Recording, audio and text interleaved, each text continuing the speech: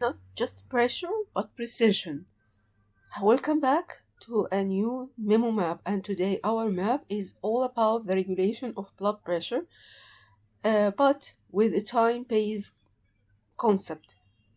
Today, in this videos, we are going to discuss the three different mechanisms for the regulation of the blood pressure. First, the rapid nervous regulation, and this is an immediate response. And in this part, we are going to focus into two main point: the cardiovascular center and the receptors.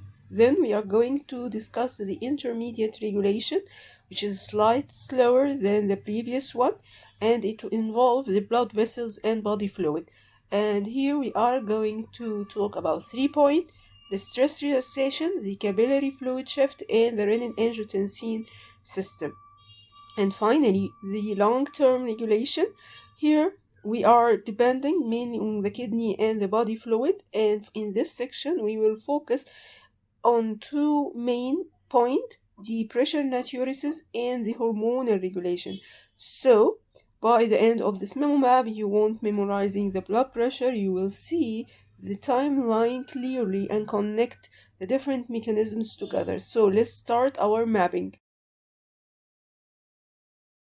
Let's begin with the rapid nervous system. And here we are going to talk first about the cardiovascular center, which is present in the medulla and divided into two main areas, which are the vasomotor and the cardiac inhibitory area. Let's compare the vasomotor and the cardiac inhibitory area. The vasomotor is containing one nucleus, which is the rostral ventrolateral medullary, and its activation will result in activation of the sympathetic nervous system, and the effect of this on the blood vessels is the vasoconstriction. Remember, the vasoconstriction of the artery increasing the total peripheral resistance, the vasoconstriction of the vein decreasing the compliance, increase the mean systemic filling pressure, increasing the venous return. Also, this affects the heart, resulting in two things: first, increasing the heart rate and increasing their contractility. So the activation of this area is increasing the blood pressure, so we can call it a pressor area.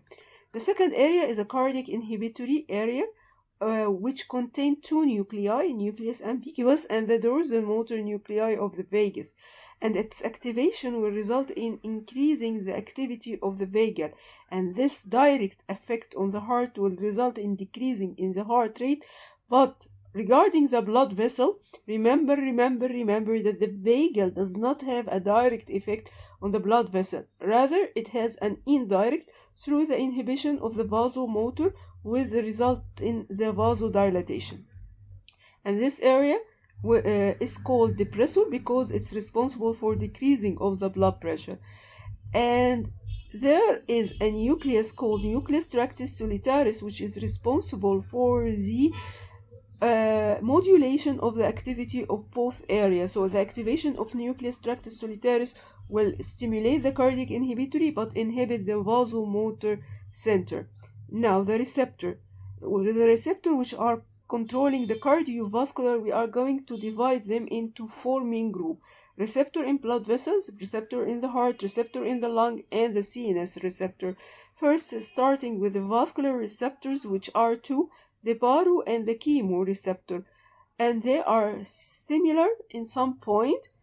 First, the location, both are present in the carotid and the aortic. Both give arising to the two nerves, which are the buffer nerves, nerve 9 and 10. But the difference between them is in the stimuli. The baroreceptors is mechanically stimulated, and it is either stimulated by the change in average blood pressure, which is from 50 to 160 millimeter mercury. However, if the blood pressure is lower than 50 or higher than 160, it is not affecting the baroreceptors. The second stimuli for the baroreceptor is the pulse pressure, which is the difference between the systolic and diastole. Remember that the main strong stimuli is the pulse, not the mean average pressure. That's to say, if the average pressure is fixed but the pulse pressure change, the baroreceptor is stimulated.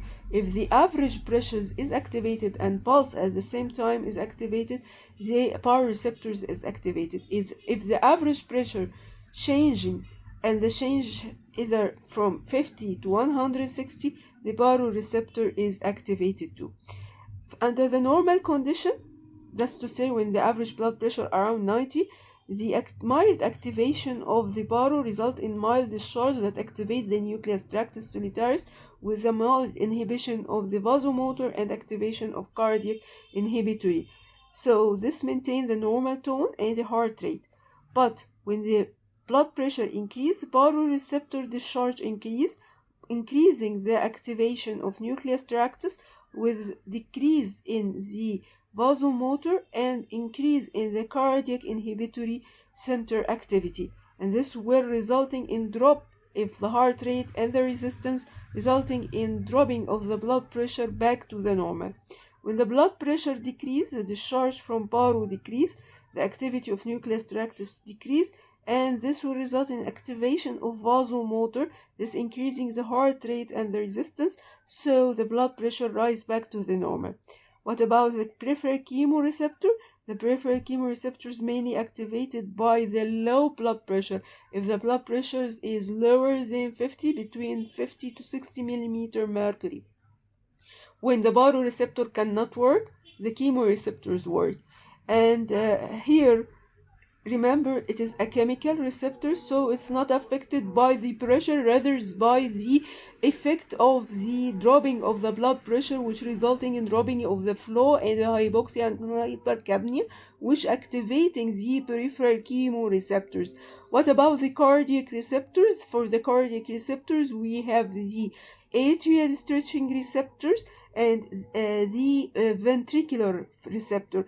For the atrial stretching receptor, the stimulation is due to the increasing in the blood volume with increasing in the blood pressure. This will cause a stretching of the atrium, and the stretch of the atrium will do two things. First, increasing the heart rate and vasodilatation with decreasing of the total peripheral resistance. Here, remember, it's not similar to what we said before, that with increasing the heart rate, the peripheral resistance increase to increase the blood pressure. No, with the stretch receptor, the heart rate increase, but the peripheral resistance decreased due to the vasodilatation. And this mainly is due to the hormonal effect of the stretch receptors, because the stretch receptor, in addition to its cardiovascular effect, it will increase the ANB, atrial natriuretic, and decrease the RAS and vasopressin. And remember, the ANB is a vasodilator. So, stretch receptors resulting increasing but decreasing the total peripheral resistance due to its hormonal effect. What about the left ventricular receptor? This receptor either stimulated by stretch or by chemical signal, and it will result in an inhibition of the vasomotor center with decreasing in the heart rate and the vasodilatations. And now let's complete the picture of the rapid regulation by talking about the pulmonary receptor, which are two important receptors, the pulmonary chemoreceptor and the inflation receptor. The chemoreceptors are receptors that activated by either drugs or by lung congestion, and when it's activated, it inhibits the vasomotor, so the heart rate decrease, total peripheral resistance decrease due to the vasodilatation, so the blood pressures drop. The inflation receptor, these are activated mainly during the inflation of the lung with inspiration, and this will inhibit the cardiac inhibitory center, increasing the heart rate, and it decrease the total peripheral resistance. So please remember, this is the second time we said that the heart rate could increase, but the total peripheral resistance is decreased, not increased. Okay. And then the CNS, and here we have the high center or central command and the sensory or somatosensory receptor. First, the high center or central command, and this pathway activated mainly during stress or exercise. Here the cortex send an impulse through the hypothalamus to cardiovascular center, and activating the vasomotor, resulting in increasing the heart rate and increase the total peripheral resistance. The somatosensory, they are PPT, the proprioceptive, the pain, and the temperatures. Regarding the proprioceptive, these receptors are present in the muscles and they are activated during the movement or during the exercise, and this will activate the vasomotor, resulting in increasing the total peripheral resistance. But remember, it increases the total peripheral resistance to redistribute the blood from the organs to the skeletal muscle, in which the blood vessels of the skeletal muscles is dilated, and this dilatation of the blood vessel skeletal muscle mainly due to the metabolite and the cholinergic sympathetic nerve. The pain, we have two types of the pain: the continuous pain, it resulting in the increase on the vasomotor activity with increased heart rate and the resistance, and the visceral pain, the pain from the organs, and this will inhibit the vasomotor with decrease the heart rate and the resistance. What about the temperature? Also, we have two options or two things according if the we are talking about the cold, there will be a vasoconstrict and increase the resistance. If we are talking about hot, there is a vasodilate and decreasing in the resistance. Remember that the cold conserves the core temperature by keeping the blood to the viscera, not to the skin. The heat lose the heat, so from the viscera, so the blood moving from the viscera. Now let's talk about the important reflexes and syndromes. First, 2C syndromes and reflex. 2C syndrome and reflex. Carotid syndrome and Cushing reflex. 2C, both of them are related to the baroreceptors and the chemoreceptors. For the carotid sinus syndrome, occur with a hypersensitive baroreceptor, so with just shaving or touching or tight collar, this will activate further the baroreceptors, increasing the nucleus tractus solitaris, decrease the vasomotor, and resulting in decreasing in the heart rate and the vasodilatation, with marked drop of the blood pressure below the normal, so the person will faint. The Cushing reflex, which is the second C, is related mainly to the increase in the intracranial pressures, and this will result in the ischemia of the brain and ischemia of the vasomotor center, and this ischemia will increasing the carbon dioxide, and the carbon dioxide or the hypercapnia activate direct the vasomotor, resulting in the increasing in the total peripheral resistance and the blood pressure. But the high blood pressure, which is above the normal, will activate also the baroreceptor, which activating the cardiac inhibitory, resulting in dropping in the heart rate. So remember the Cushing reflex, which is an important sign for the neurosurgeon to detect the increase in the intracranial pressure, is characterized by two things: hypertension but bradycardia.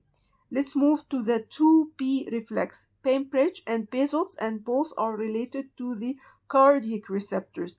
The Pembridge is related to the stretch low pressure receptors, increase the volume, activating the stretch receptor, resulting in increase in heart rate and the vasodilatation.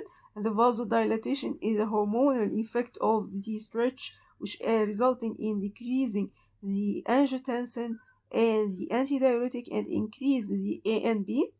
The basalt is related to the activation of left ventricular chemical with inhibition of the vasomotor, resulting in drop in the heart rate and vasodilatation. The last is the respiratory sinus arrhythmia, and in this arrhythmia, during inspiration the heart rate increased, with expiration the heart rate decreased. And the explanation for the increase of the heart rate during inspiration is either central or peripheral. Central, that the inspiratory center send a direct inhibition to the vagus center. Peripheral, that the lung inflation will activate the inflation receptors, which inhibiting the cardiac inhibitory center and the vagus, resulting in the increase in the heart rate. And now let's move to the intermediate regulation of blood pressure. And here we shift from the nerve to the vessels and the body fluid. And we are going to discuss three main points: the stress relaxation, the capillary fluid shift, and the renin-angiotensin system. So let's start with the stress relaxation or the delayed compliance.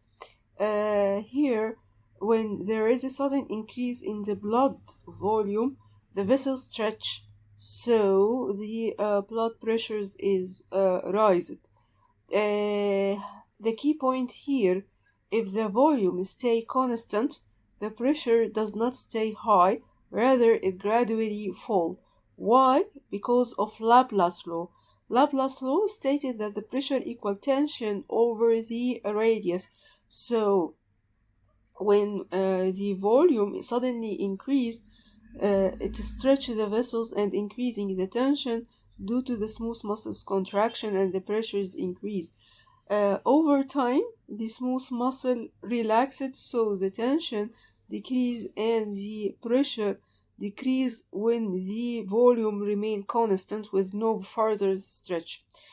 So the sudden change in the volume, sudden change in the pressure, this maintaining of the volume over time, the vessels adapted and the pressures returned back to the normal.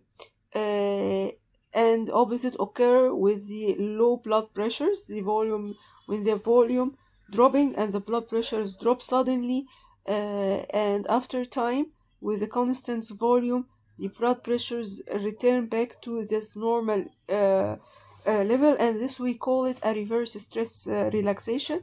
Remember that the stress relaxation and reverse stress relaxation both occur for any hollow organ, either the aorta or the bladders, due to the presence of the smooth muscles. Now let's move to the capillary fluid shaft, and here we focus on the key force, which is the hydrostatic pressures.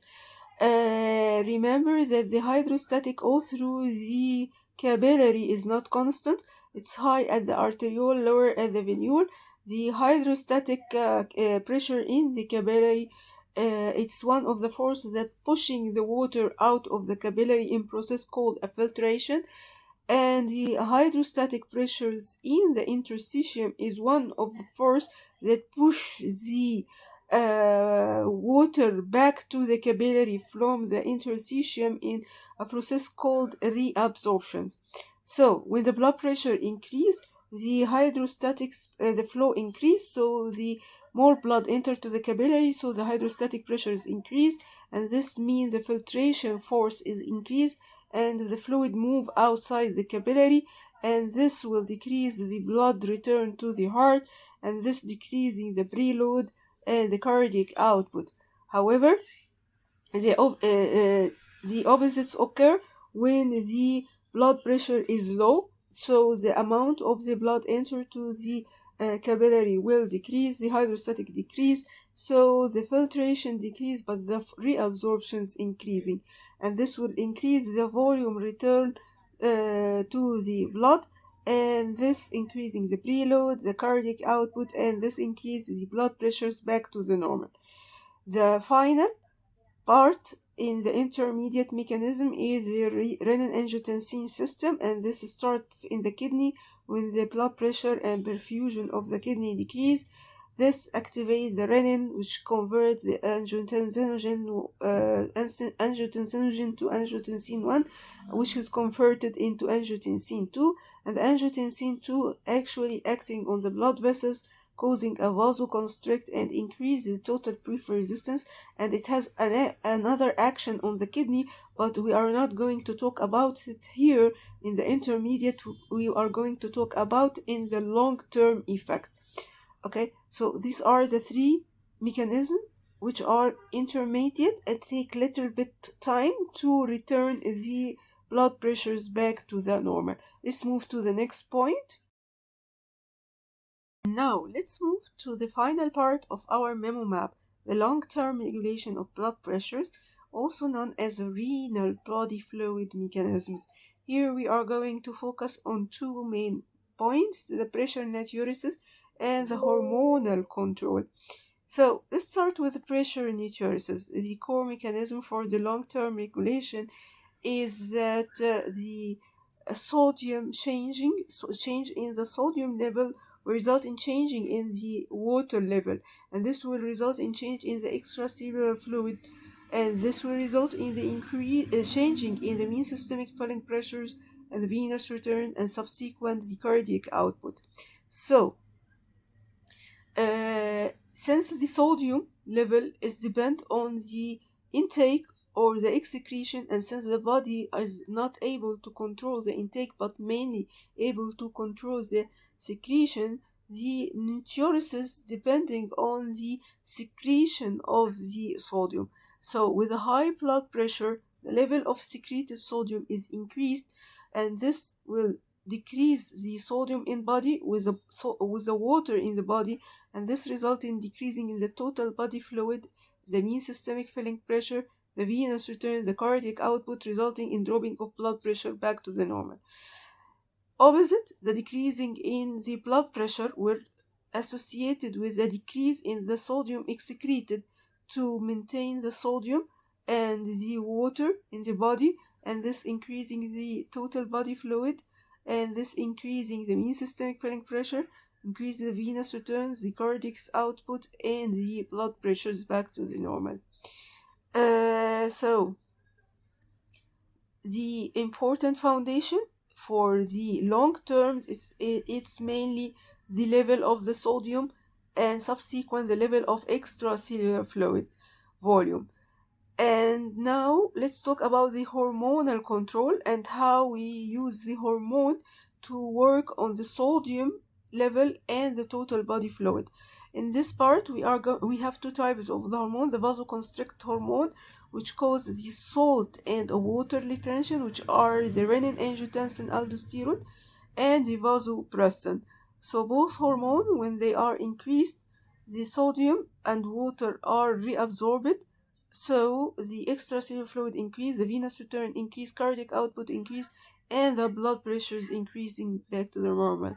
So the renin-angiotensin system, remember, is responsible for absorption of salt and water. Meanwhile, the vasopressin or antidiuretic hormone is only responsible for the maintaining or reabsorption of water but not sodium. So the renin-angiotensin, when it is increased, it inhibits the natriuresis because it retains the sodium. The vasodilator hormone is the atrial natriuretic peptide, and here it decreases the sodium and decreases the water reabsorption. It causes natriuresis and diuresis. So it is when it increases, it enhances the natriuresis or enhance the pressure natriuresis, and it resulting in the drop of the extracellular fluid and total body fluid, resulting in a dropping of the venous return, cardiac output, and dropping of the blood pressures back to the normal. So those were the different mechanisms for the regulations of the blood pressures. Now let's bring everything together. Your MemoMap today is for blood pressures regulations, and here we talked about three mechanisms focusing on the time point. First, we have the rapid regulation nervous system. This is the fast, and this component are the center and the receptors, and the sensors is present in the medulla, and it has two parts: the vasomotor and the cardiac inhibitory. The vasomotor sympathetic pressor, the cardiac inhibitory vagus depressors. And the second is the receptors, and here we have 8 receptors. We classify them so to two receptor in the blood vessels, which are the baro and the chemo, 2 in the cardiac, which are the left atrial and left ventricle and the atrial stretch, and the pulmonary, which are the chemo receptors and the inflation receptor, and the CNS, which are the central command and somatosensory, and the somatosensory is classified to BPT, the propio, the pain, and the temperatures. Then we talked about syndromes and reflexes. One syndrome, which is carotid sinus syndromes, and the reflexes. which is Cushing reflexes, pain bridges, bezels, and the inspiratory sinus arrhythmias. Remember that the 2C, which are the carotid sinus and the Cushing reflexes for the blood vessels receptors, the 2B, pain bridge, and bezels for the atrial stretch and the ventricle, and the respiratory sinus arrhythmias is a change in the heart rate with the inspiration and expiration, and always the heart rate is increased with inspirations.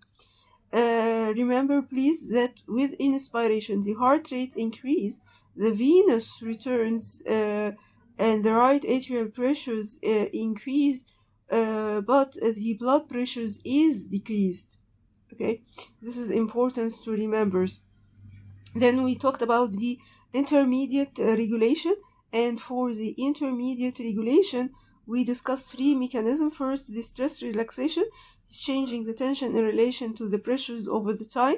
Then the capillary fluid shift, its change in hydrostatic and the filtration. Renin-angiotensin, change in the level of angiotensin and the aldosterone, resulting in the vasoconstriction.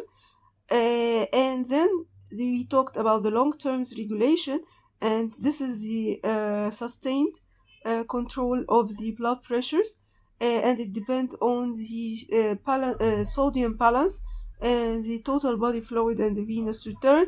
And here we have two main mechanisms: the pressure natriuresis, which is direct relationship but between the blood pressures and the level of the sodium in the urine, and the hormones, which are either vasoconstrictor, the RAS, and the antidiuretics, or to remember angio A and antidiuretic A, second A, and both return the sodium and water, but remember the antidiuretic only water, and the vasodilator, which is the ANP or the atrial natriuretic peptide, which increasing the sodiums and the water's excretions.